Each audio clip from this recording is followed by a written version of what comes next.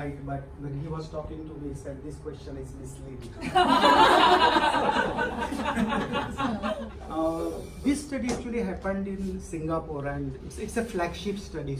And to explain this idea, I'm going to actually explain two ideas which we used in the project. One idea which we used that was actually distinction between approach, method, and technique. That is, for example, Dr. Joe and I, we are in the same department. We might be sharing same approach, same method, same technique, but obviously our styles cannot be the same. So there are several models, and all these models are inherent. That means no researcher sat down at the table and said, okay, I am going to develop this model. They were developed over the centuries, and so many people contributed to it. And so our model is a bit artificial in that sense, because really speaking, there is no Singapore model. Singapore was a very major force at that time. Even today, it is a major force.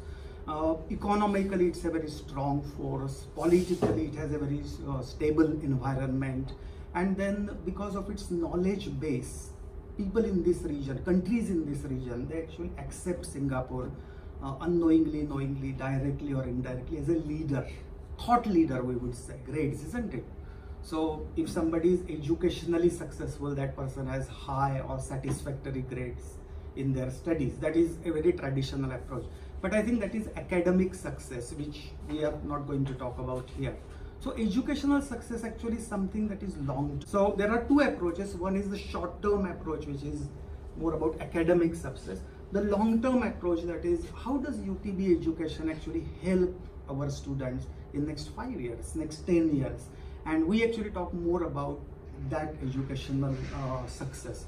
Now, when you take the long-term approach, that means you need to define what kind of skills, what kind of attributes the student should develop, which will actually make them successful, not just to get grades, but in 5-10 years to survive and succeed in the real life situation in Brunei, or in this case in Singapore and Singapore situation.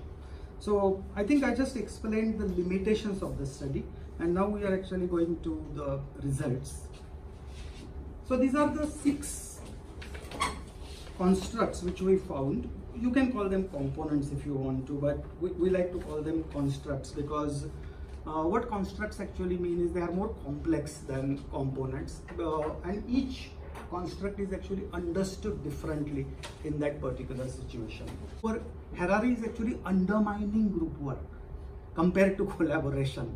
And what is the difference? So animals can do group work, he says. You see monkeys, for example, they're always in groups. So I think collaboration involves much more intricate processes which are more creative.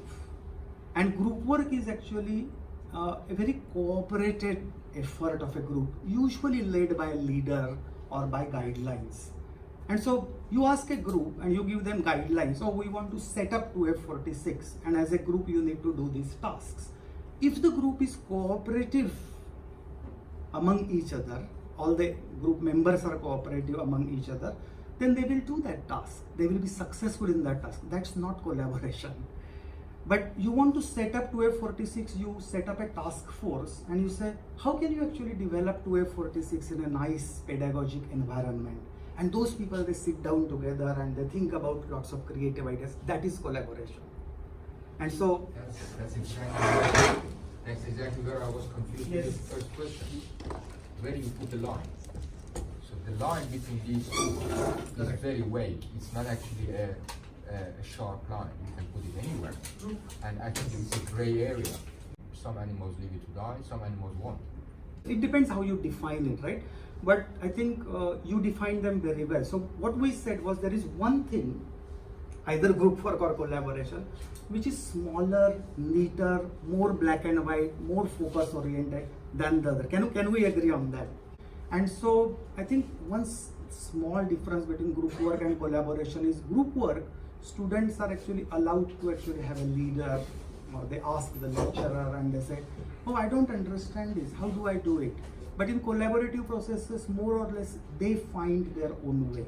And sometimes if that way is creative, they might actually get a higher grade or higher acknowledgement in the assessment. So in group work, students are still focused on getting the right answer.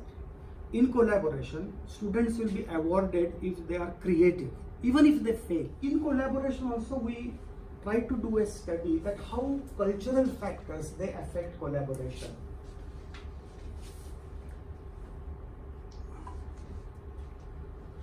So the task of audience-oriented writing, we actually went to Thailand, KMUTT, right? Professor Somnak is familiar with KMUTT. So in KMUTT, we actually gave the same exercises to students, asked them to work collaboratively.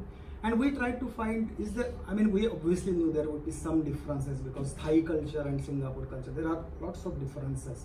And then what kind of differences are there? And we realized that in Thai culture, the individualism of the group members, that actually is taken care of. Let me explain what I mean. So let's say a particular student actually is responsible for a particular deficiency in the process of collaboration.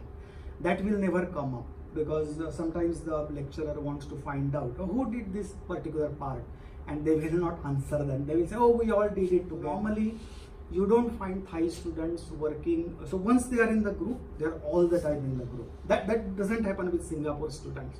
And what they do is initially they discuss together, they explore that problem, and then later on say, okay, so how do we go ahead? And maybe what you can do is you can go to this particular office and you can actually handle this part.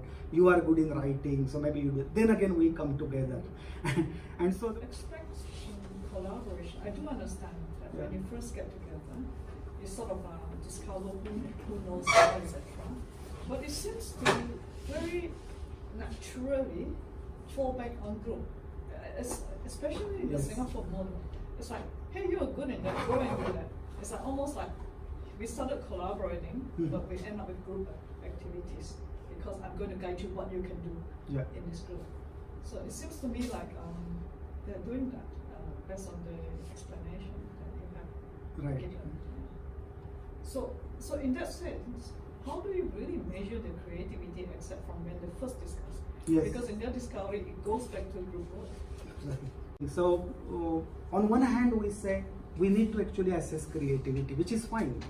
But how can you assess group creativity? And we actually have the problem of free riders. So there might be a group of 10 students or 5 students, and one student actually is not so creative, but he or she also gets rewarded. But later on, actually, I did some research here and in our technical communication course. And what we tried to do, it's still a work in progress, but what we tried to do was students, these are engineering students, and when they work on the technical communication project, they are in a group.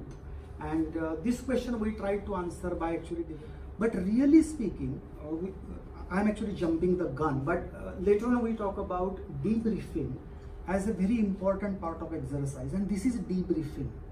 So when you teach students something or when you ask them to do group work, if you don't ask them to talk about it, they are not conscious of what's happening.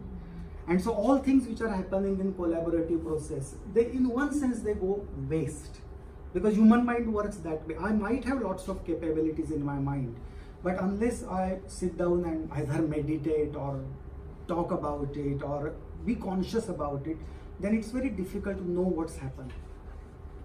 Okay, we go to the second component, which is application. And I'll give one example from my field, which is actually interview training, job interview training. Now, job interview training, how is it traditionally done? Of course, application is there, but normally people say that there is one person or one facilitator, and he or she will first develop the concepts and say, oh, when you do job interviews, these things are important, you have to do this. Now, let's do application. Now let's have role play or let's do practice. So usually the traditional thinking is that theory and then practice, theory and then application, concepts and then application. Now one particular way in which you can actually learn concepts is through application itself, which we call as practice learning, right? So how did we actually find this particular study? The first thing it says is it helps students establish an emotional connection with the topic of training. And so to develop that emotional connection, application is used. And so why application is used, that is entirely different in Singapore model. And so all these methods which we have, so we say flipped classroom, we say more of homework, we say group work, we say students should ask questions, students should talk more. Essentially what it means is a student should be an actor. He should actually act on the information and not be the receiver. Okay, the next one is technology, and we said here in the paper, multimedia and other interactive technologies are consciously built into teaching and learning. Focus is on integration of these technologies to achieve the instructional objective. Now these two approaches, one is integrating technology with your curriculum, and second is taking out the burden of equipment maintenance and carrying the equipment from the teachers. That actually helped a lot, because once you say the technology is with you, not with me, it actually changes the use of it. So the next is context of learning. Now one interesting thing is the curriculum, even in Singapore, it's a very sluggish business to innovate curriculum, like everywhere. And so when you go into the classroom, you want the curriculum to be more updated, more modern, and it's not like that. And then what do? And so you actually take that into account in context of learning. The next one is conceptual understanding. So we actually found that there is some kind of linkage there, that probably these people, because of their racial heritage, they are drawing from that repetition or rote learning, but at the same time they know the limitations of that method, that you can't just memorize something and then believe that conceptual understanding which take place. And so the phrase which we coined to define this, so what is happening is definitely repetition is taking place, but the repetition is not taking place in the same way that it takes place in very traditional Chinese schools in China. But okay, I want to spend a little bit more time on the last one, error analysis. And this is an interesting concept, because most of the classrooms, not in Singapore but otherwise, sometimes in Singapore as well, they are actually designed in such a way that errors are prevented. The fundamental, you can say, thesis or hypothesis of Kapoor's whole theory building, that traditionally classrooms, curricula, teaching, approach, method, technique, all, they are built on an environment where students are not either allowed to fail, or we actually create a comfortable environment for students so that they don't fail. That was the initial experiment. But later on he found that just by saying that I am going to create a classroom in which students will fail, that will not work. That might actually make the matters worse.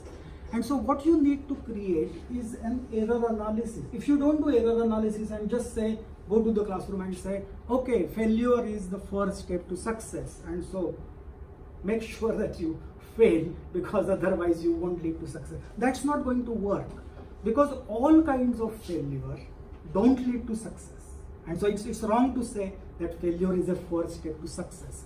Sometimes failure is also step to failure. This isn't it. And so as a productive failure researcher, what Kapoor tried to do is, what kind of failure leads to success? So let the students fail meaningfully, right? Now this is a very simple example. Of course, when we teach in university, then it's not going to be that simple.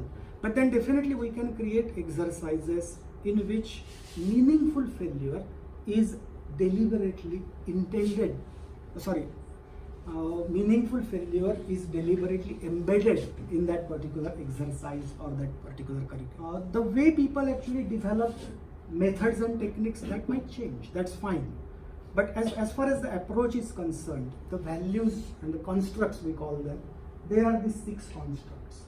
And if you have these 6 constructs, we know that is what Singapore aspires to. That is what Singapore thinks that will lead to educational success.